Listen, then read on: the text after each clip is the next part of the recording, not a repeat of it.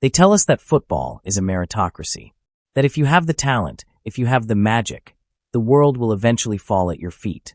We see the Ronaldos and the Messis, and we think, that's the natural order. But here's the thing they don't tell you. The path to the Ballon d'Or is littered with the careers of boys who were better. For every superstar under the bright lights, there is a ghost. A player who is faster, stronger, and more gifted than the icons we worship today. They were the next Pelé, the new Maradona. The boys who owned the world at 17, only to become a trivia question at 25. We treat them like stocks to be traded before they can even shave. We demand they have the maturity of monks and the ferocity of gladiators, all while their bones are still growing. We fall in love with the idea of them, and then we wonder why they break under the weight of a dream they didn't ask to carry alone. Tonight, we aren't talking about the ones who made it. We're talking about the ones who vanished into the white noise of history. The Wonderkids who touched the sun and felt their wings melt. If you find this video interesting already, please like this video. This will make the algorithm push it to more people who need to see this. Welcome to iconic era football. This is the price of greatness. Imagine you're 14 years old. You should be worried about a math test or a first crush. Instead, you have $1 million contract with Nike. You're being called the savior of American soccer. You're standing on a film set, doing soda commercials with Pelé, and the king is looking at you like he's seeing his own reflection. Could you imagine that kind of pressure? No, really. Close your eyes and think about it. Every time you touch the ball, you aren't just playing a game, you're fulfilling a prophecy. Freddy Adu wasn't just a prospect. He was a brand. When he stepped onto the pitch for DC United at 14, the sound of the net rippling wasn't just a goal. It was the sound of a billion-dollar industry exhaling in relief. The Golden Boy hadn't just arrived.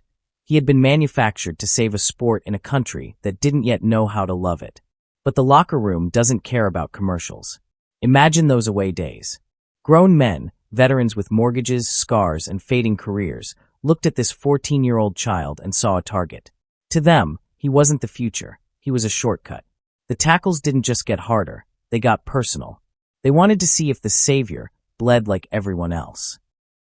And while the world saw the highlights, Freddy was living in a cage of expectations. Every missed pass was a national crisis. Every bad game was a headline. We expected a child to carry the weight of an entire nation's sporting ego before he was even old enough to drive a car. And then, the light started to flicker. A move to Benfica was supposed to be the coronation. Then Monaco. Then Greece. Then Turkey. Then silence. The map of Freddy's career began to look less like a rise to stardom and more like a desperate search for a home that no longer existed. From the new Pelé at the Estadio de Luz to a trial at Blackpool in the freezing rain. How does that happen? Maybe it wasn't that Freddy failed football. Maybe it's that we, the media, the brands, the fans, failed Freddy. We fell in love with a headline, we sold the jersey, and we completely forgot there was a human being underneath it all, just trying to grow up. Germany is a country of precision, of engineering, of machines that never fail. And in the late 90s, as the old guard of German football was fading, Sebastian Deisler was the finest piece of machinery they had ever built. He didn't just pass the ball, he painted with it. He was the busty fantasti, the golden-haired boy who was supposed to lead Die Mannschaft out of the darkness and into a new era of creative dominance. But here's the secret about the most beautiful structures. They are often the most fragile. While 80,000 fans were screaming his name at the Allianz Arena, Sebastian was quietly drowning in plain sight. We talk about bad luck, but for Deisler, it was a biological betrayal. 5 major knee surgeries before he was 24. 5 times he fought through the agonizing months of rehab, only to feel that sickening pop just as he found his rhythm again. But it wasn't just the physical pain that was hollowing him out. It was the glass man label. The German media didn't see a young man in pain. They saw a defective product. They dissected his psyche like a lab specimen, questioning his mental toughness, while he was literally held together by screws and scars. Every time he stepped onto the grass, the atmosphere changed. You could almost hear the collective intake of breath from the crowd. It wasn't the gasp of excitement we give for a star. It was the gasp of fear. They weren't waiting for him to score. They were waiting for him to break. Imagine that. Playing the game you love, knowing that 80,000 people are watching your knees more than your feet. In 2007, at just 27 years old, the age when most players are entering their prime, the architect walked away. He didn't lose his talent. He could still spray a 40-yard pass onto a postage stamp. He lost his joy. He looked at the pitch and didn't see a playground. He saw a battlefield where he had already lost too much blood. What would you have done? Would you stay and suffer, sacrificing your sanity for the sake of the fans and the sponsors? Or would you save yourself? Deisler chose himself. He chose peace over the pedestal. And in doing so, he became football's most beautiful and most haunting what if. Some players aren't built for sterile academies or tactical whiteboards. They're built for the streets, for the asphalt and the cage. They play with a cigarette in one hand and a bottle of lightning in the other. They don't want a manager, they want an audience. Take Ricardo Quaresma. In the Sporting Lisbon Academy, there was a kid everyone whispered about. A kid who made the ball look like it was attached to his boot by a magnet. People said he was better than his teammate, a skinny kid named Cristiano Ronaldo. His name was Quaresma. He had the trivela, that outside-of-the-boot strike that defied the laws of physics, curving the ball in ways that felt like a glitch in reality. But while Ronaldo was in the gym at 3 a.m. chasing perfection, Quaresma was chasing the moment. He wanted the flick, the nutmeg, the roar of the crowd that tells you you're a god for 10 seconds. He moved to Barcelona, but he wouldn't listen to Frank Rijkaard. He moved to Inter Milan, but he wouldn't listen to Jose Mourinho. Mourinho, a man who demands total control, once said, "He is a great talent, but he has to learn." But here's the thing Mourinho didn't understand. Players like Quaresma don't want to learn. They want to create.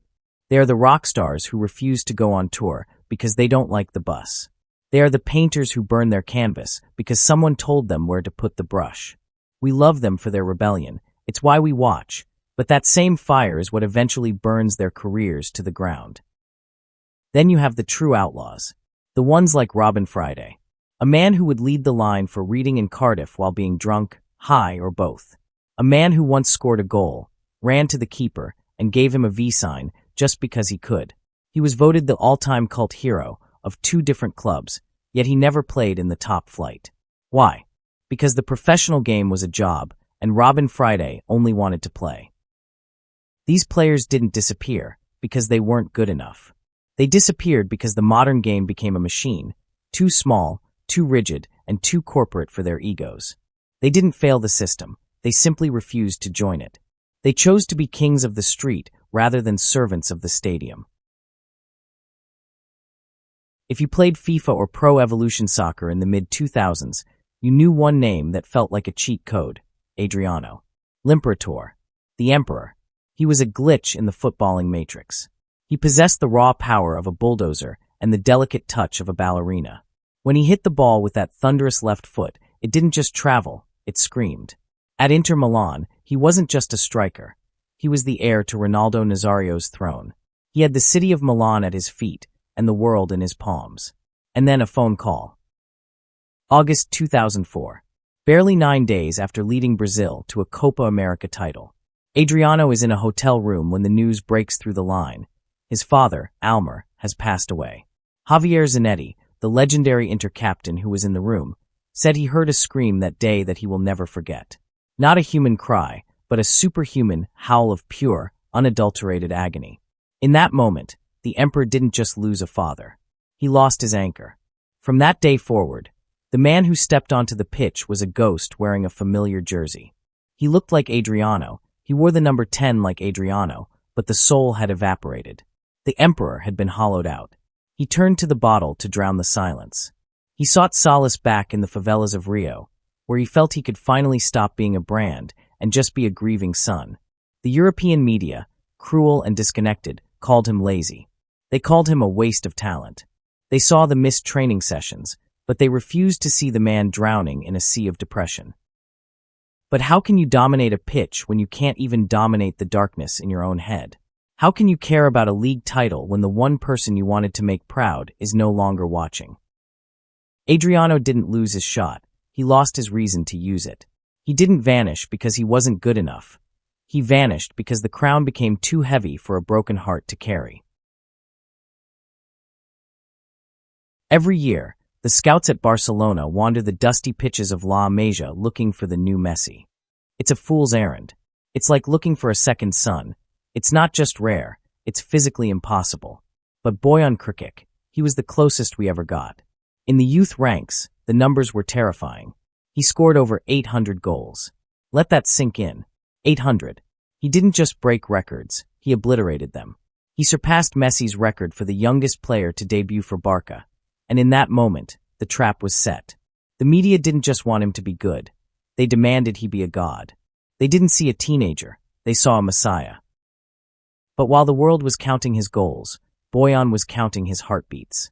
Before the 2008 Euros, the pressure finally cracked the porcelain. Bojan began having severe anxiety attacks. His heart would race so fast he genuinely thought he was dying.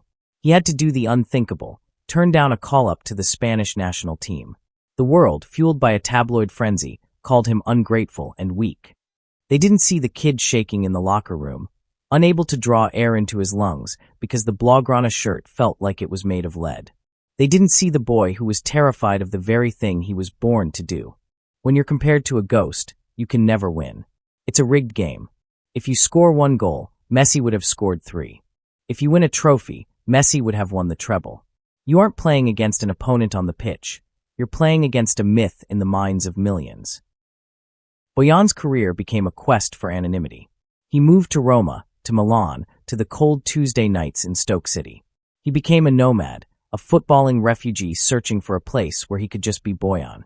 Not the new anything. Not the next anyone. Just a man who liked the feeling of the ball at his feet. He didn't disappear because he lost his talent. He disappeared because the light of the second sun was too bright for any human eye to endure. So, what is the common thread? Is it just bad luck? Is it ego? Or is it the crushing weight of a digital age where every missed sitter is looped on TikTok for eternity, and every 16-year-old with a step over is branded a generational talent before they've even finished puberty? Maybe the answer is simpler, and much harder to swallow. Maybe we are the problem. We crave the next big thing with a hunger that is cannibalistic. We consume these players before they've even had a chance to grow. In our world of data, metrics, and market values, we treat teenagers like stocks to be traded rather than humans to be nurtured. We want the glory of the new Messi, but we aren't willing to give them the space to be human. The players we've talked about today, Adu, Deisler, Adriano, Bojan, they aren't failures. They are reminders. They are reminders that the gap between immortality and obscurity is thinner than a goal line. It doesn't take a lack of heart to fall. One misaligned tackle. One family tragedy. One manager who doesn't see you. That's all it takes for the iconic era to end before the first chapter is even finished. We are living in an age where we are redlining these young engines, playing them in 60 games a year, and then looking surprised when they break at 22. The Wonderkid era as we knew it is dying because we've replaced patience with algorithms. We've traded the joy of watching a player develop for the dopamine hit of skills and goals compilation. But football isn't played on a spreadsheet. It's played in the mind, in the heart, and in the fragile machinery of the human body. And if we don't start protecting the humans behind the highlights, we won't just lose the next greatest of all time. We'll lose the magic that made us fall in love with the game in the first place. The stadiums are empty now, but if you listen closely to the echoes of the San Siro or the Camp Nou, you can still hear them. The ghosts of what could have been. They remind us that football is beautiful not because it's perfect, but because it's cruel. It's a game of inches, and sometimes those inches lead you away from the trophy and back into the shadows. But to us, they will always be frozen in time. Freddy Adu at 14, Quaresma with a trivela, Adriano smashing the crossbar. We don't remember them for how it ended. We remember them for that one fleeting second where they made us believe in magic. What about you? Who is the one player you thought would conquer the world, only to see them disappear? Was it Freddy Adu, Adriano, Quaresma, or someone we haven't mentioned? Let us know in the comments. We read every single one. If you loved this deep dive into football's lost history, do us a favor. Hit that subscribe button and join the iconic era community. Drop a like to help the algorithm find more fans of the beautiful game. Because every player has a story. And some stories deserve to be told. even after the lights go out. I'm your narrator, and this is Iconic Era Football. See you in the next one. Thanks for watching. Bye.